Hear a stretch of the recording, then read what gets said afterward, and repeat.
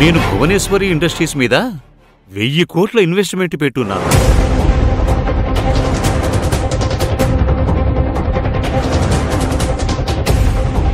అగ్రిమెంట్ల process మొదలై 3 నెలలు అవుతుందమ్మా.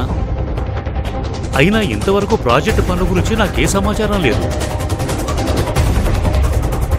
ఓవైపు వర్షాకాలం మొదలైంది, అనుకూలంగా వర్షాలు కూడా పడ్డాయి. బయట రైతులు భూముల్లో పనులు కూడా మొదలుపెట్టారమ్మా.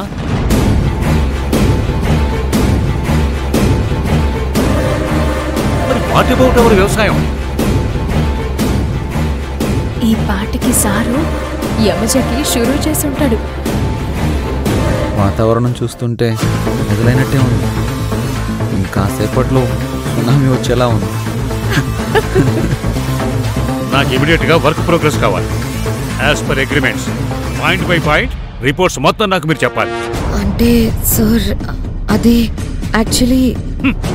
యాక్చువల్లీ బేసికల్లీ టెక్నికల్లీ అంటూ పాటలు కథలు చెప్తే వినేసి చప్పట్లు కొట్టడానికి రాలేదమ్మా నేను.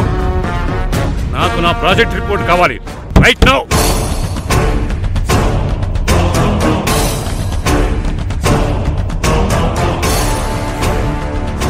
ఏంటమ్మా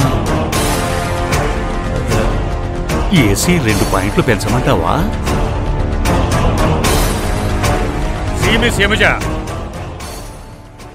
ఐ నో ఎవ్రీథింగ్.